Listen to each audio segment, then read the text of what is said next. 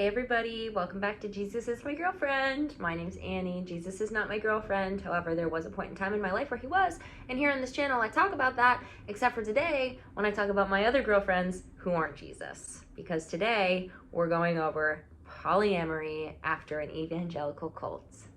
And surprise, I'm not sure if this is a surprise to you all, but when you come out of an evangelical cult with really extremely toxic patriarchal beliefs about relationships, you don't necessarily do polyamory in a super successful or healthy way. I tried to film this video earlier and I was like, oh, I'm gonna have to stop and regroup and do this again because, wow. Let's start with how it all began, where I learned about polyamory, what my brain did with that information. I have talked about this before, but when I first learned about the word polyamory, I was in college.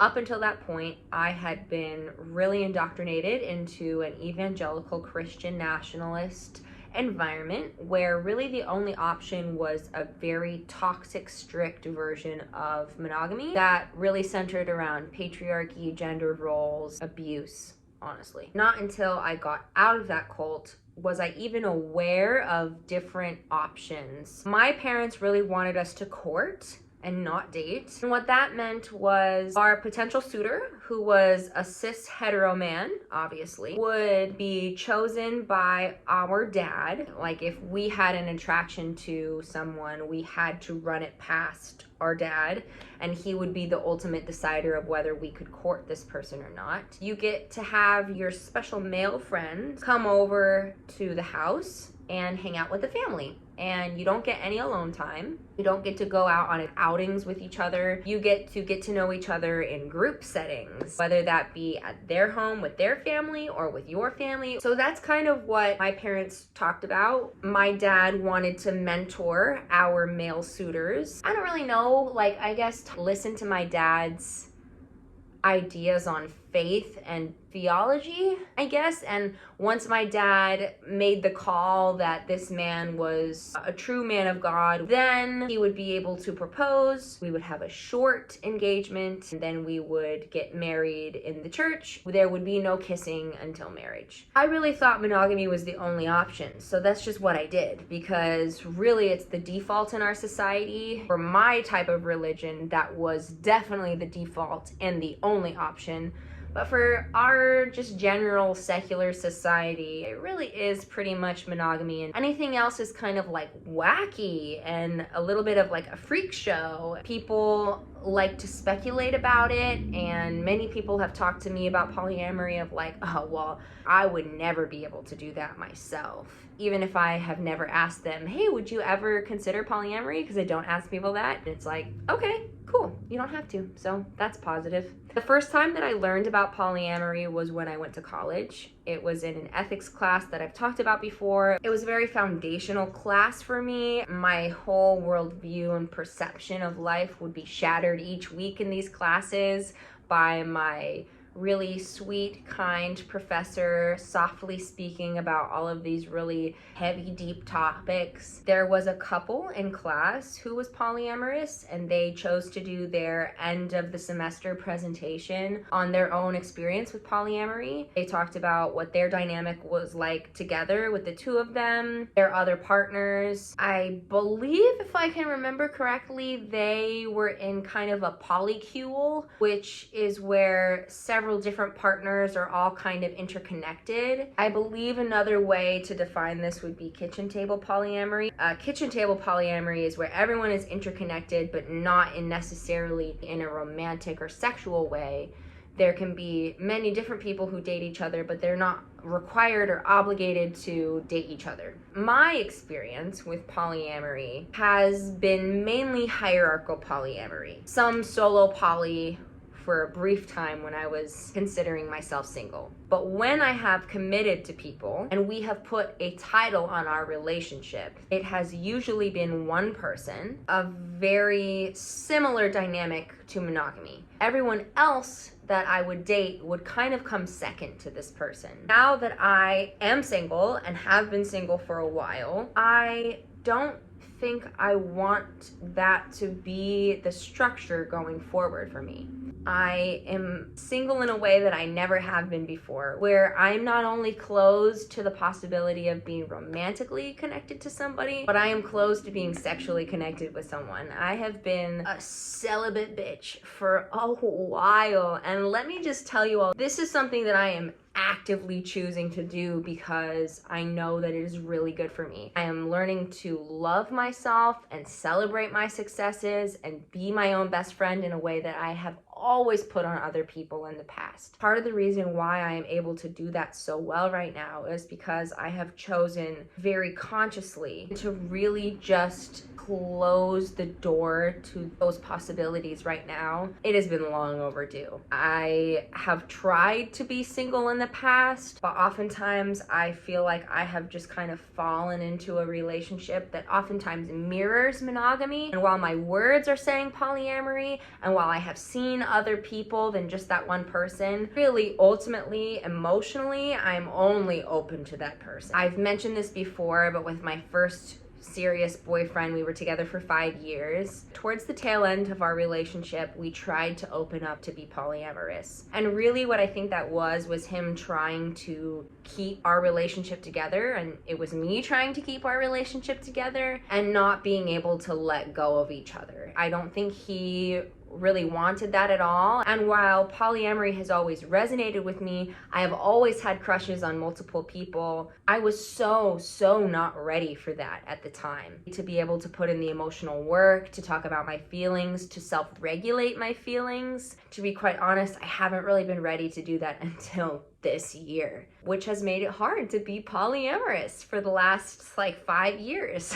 It's been a struggle, y'all. I have had some really great partners that have come into my life that if I had been more emotionally available, I think our dynamics would have looked very different. I would have made more space for them in my life. There are partners that I dated for a couple months that are still in my life as really close friends, even dating back to that first relationship with my long-term boyfriend. And yet I was never able to even consider connecting with them in a way that would have made it conducive to a real partnership, because I think it's been so scary for me. I don't think I've ever been truly vulnerable with people where I am expressing my feelings of lovelessness. And I think that feeling of ownership over other people has been very constant. There was a short period of time where I was solo polyamorous. I was going on a lot of dates. I was seeing probably 3 or 4 different people at a time. It kept me really busy. For me, it kept me from having to deal with my own feelings, having to deal with my own behavior too much. There were a couple people that I dated who were really, really good to me and were really, really good for me at the time. It wasn't that feeling of extreme cathexis where you're so deeply drawn to this person, you're infatuated, you can't stop thinking about them. It's like this all-consuming magnetic pull to somebody. While relationships when I was solo poly didn't have that, they did have attraction and they did have safety and they did have good communication, which I think are good building blocks for a true partnership. But I think at the time I didn't really have the tools or the language or the awareness to be looking for specifically those things, and even to be a little wary of a feeling of cathexis. I did meet somebody who did have that all-consuming feeling, and I ended up dating him for 3.5 years. And while I did see other people, and while he knew that from the beginning and he said he was open to it, his past experiences were all monogamous, and I think ultimately he was choosing to be polyamorous for me. There were times in that relationship, long periods of time, with this guy where I broke up with everybody else except for him because he was the one that I was truly committed to. All of the other people in my life that I was dating, I ended up letting them be collateral damage to this really tumultuous, at times very toxic relationship. Honestly, it's embarrassing to talk about, and yet it's what happened and it's part of my journey, you know? I'm learning to love that past version of myself. There were times where we were both seeing other people. Both of our emotional availability was completely wrapped up in each other. When you are so enmeshed with a person and your lives are so melded together, not only is it your life that is starting to become one life, your personhood, who you are as a person, becomes melted into the other. You no longer are able to see where you end and the other person begins. That is really, really not conducive to being healthfully polyamorous. While there may have been seasons of good communication and good self-regulation, there were also a lot of times where there was very little self-regulating emotions and being able to step away from that other person, and for me to be able to be like, why am I feeling this way? Let me explore these, feelings that I have. I didn't feel like I could stand on my own 2 feet, or that my own life was valid enough without another person to kind of help me stand.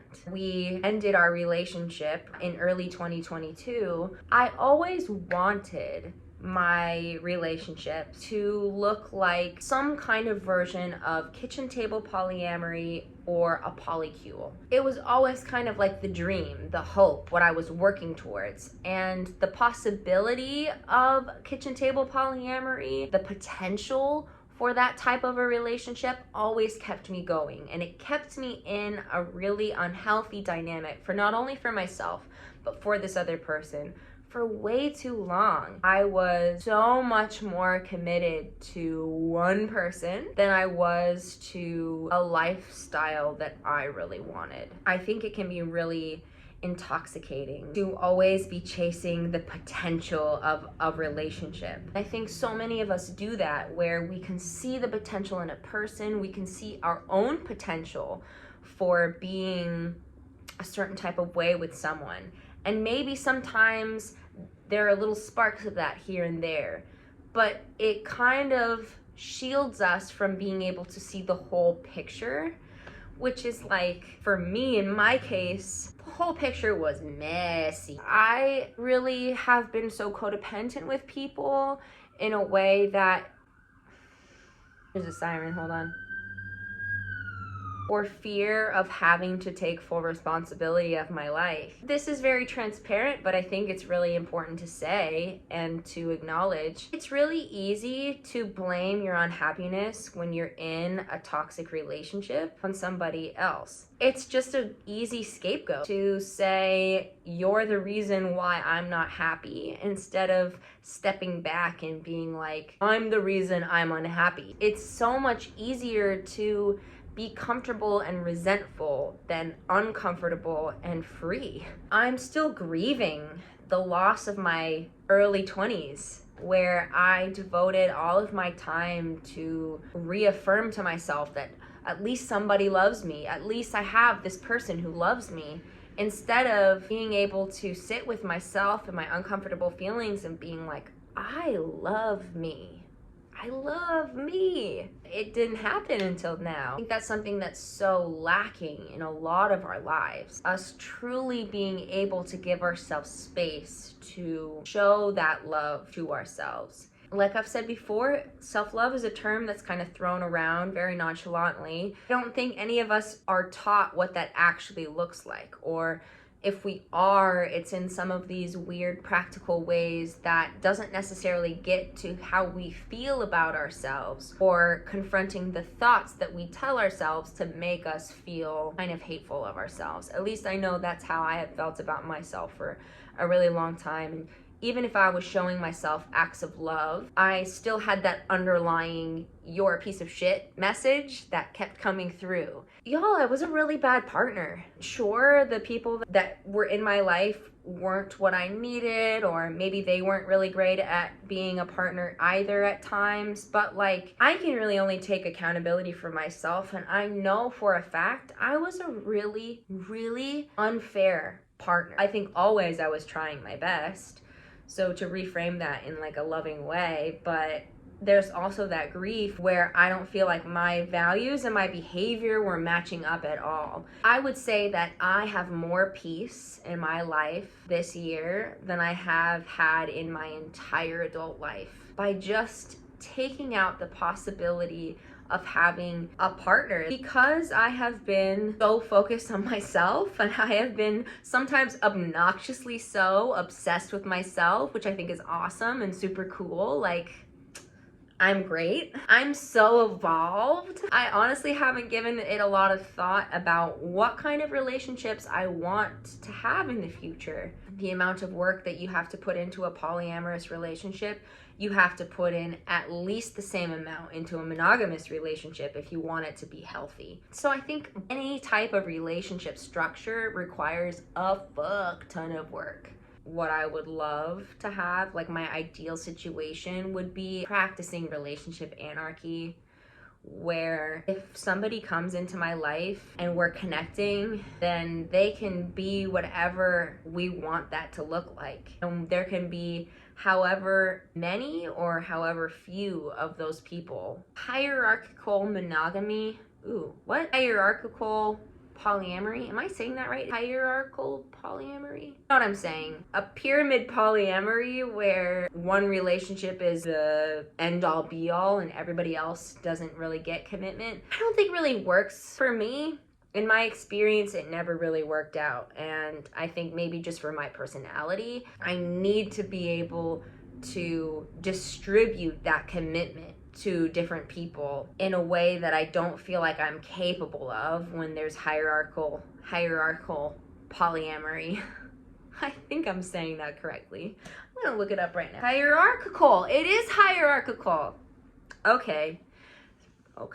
All of that to say, if you're practicing hierarchical polyamory, or however you're experiencing your relationship to others, romantically or otherwise, is great. Just kind of going back to the idea that polyamory is just offering another option to relationship structures. Monogamy is not the only answer, but it's also not a bad thing. And I think for a really long time, I felt like it's a bad thing because of the way that relationships were structured in my upbringing. But there can be healthy monogamy, there can be healthy polyamory, and there can be toxic polyamory. I think there's in between where people are non-monogamous, so maybe they're in a partnership, but they have more like sexual relationships with others. You know, there's all different types of definitions and all these different ways that you can structure your relationship. I think that's really cool. Monogamy is not going to work for everybody, and polyamory is not going to work for everybody. So, you know, it's just sort of like figuring out what's going to work for you. I would love to hear y'all's experience with polyamory.